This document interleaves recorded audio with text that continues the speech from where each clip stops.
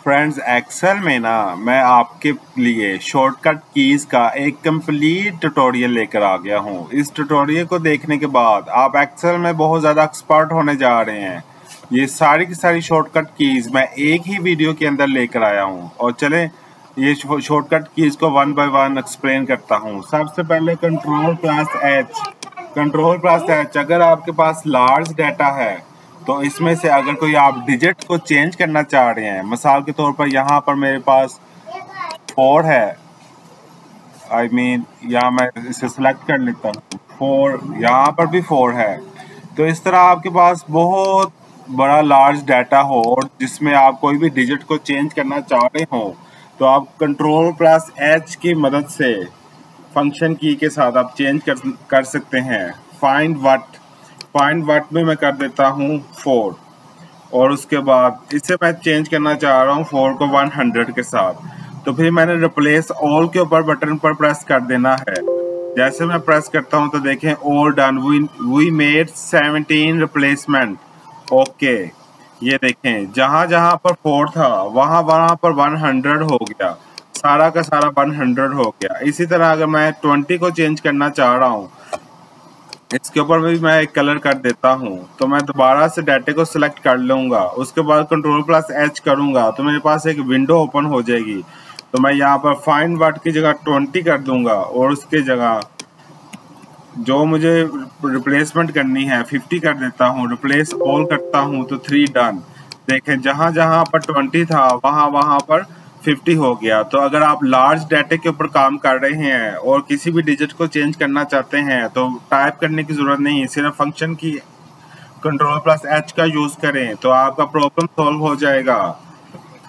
Control plus F, अगर आप किसी लार्ज डाटे के ऊपर काम कर रहे हैं और आपको किसी डिजिट को निकालना है तो कंट्रोल प्लस एफ कर दीजिए और उसके बाद जो उनसे डिजिट को मालूम करना चाहते हैं, जैसे मैं 25 को फाइंड आउट करना चाहता हूं तो एंटर करूंगा तो मेरा कर्सर 25 पर चला जाएगा। अगर मैं यहां पर 20 को फाइंड आउट करना चाहता हूं तो मैं 20 को करूंगा तो मेरा कर्सर 20 के ऊपर चला जाएगा। इसी तरह से आप लार्ज डाटे में से किसी भी फिगर को फाइंड आउट कर सकते हैं। कंट्रोल प्लस आर बहुत ही यूजफुल की है। यहाँ पर अगर मेरे पास एक्सेल लिखा हुआ है और इसे मैं यहाँ सारे रो में टाइप करना चाहता हूँ तो सिर्फ कंट्रोल प्लस आर करूँगा तो ये ऑटोमेटिकली सारा का सारा टाइप हो जाएगा। अगर यहाँ पर मैं कोई डिजिट टाइप करना चाह रहा हूँ तो इसको भी मैं तरीके के साथ इस तरह सेलेक्ट कर लूँगा, उसके बाद कंट्रोल प्लस आर कर दूँगा और हमारे पास सारे का सारा डिजिट सेलेक्ट हो जाएगा। कंट्रोल प्लस सी बहुत ही यूजफुल है। अगर आप किसी भी डाटे को कॉपी करना चाह रहे हैं तो इस डाटे को कॉपी करना बहुत ही आसान है। सिर्फ आप कंट्रोल प्लस सी कीजिए, डाटे को सिलेक्ट कर लें, कंट्रोल प्लस सी करें तो आपका डाटा सिलेक्ट होकर कॉपी हो जाएगा, कहीं भी आप पेस्ट कर सकते हैं।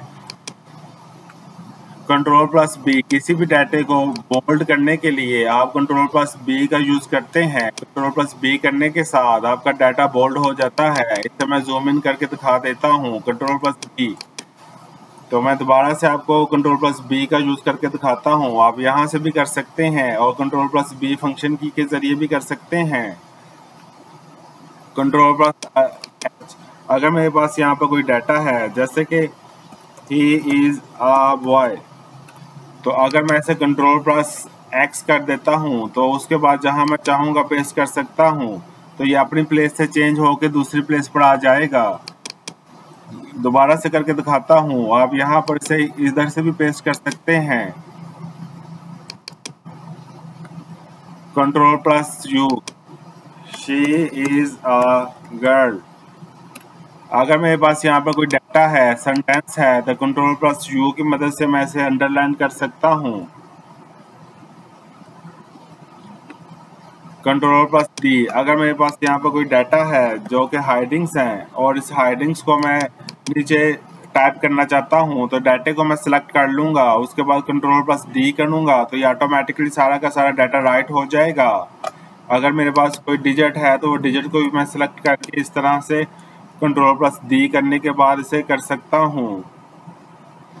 कंट्रोल प्लस ई, अगर मेरे पास दो सेल्स डिफरेंट सेल्स में नेम है, जैसे कि यहाँ पर फर्स्ट नेम है, यहाँ पर लास्ट नेम है, इनके मुझे जीमेल आईडी बनानी है तो मुझे जीमेल आईडी बनाने के लिए सिंपल सिर्फ नेम लिखना होगा फर्स्ट पर और उसके बाद Ctrl+E कर देना है। ऑटोमेटिकली सारा का सारा डाटा रिफिल हो जाएगा। इसी तरह अगर मुझे इनकी जीमेल आईडी बनानी है तो जीमेल आईडी बनाने के लिए मैं @gmail.com लिख दूंगा।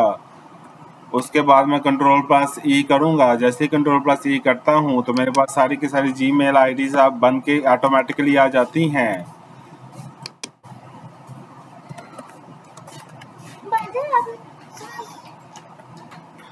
Ctrl+A की मदद से आप कर्सर को कहीं भी रखें डाटा पर और Ctrl+A कर दें, आपका सारा का सारा डाटा सिलेक्ट हो जाता है।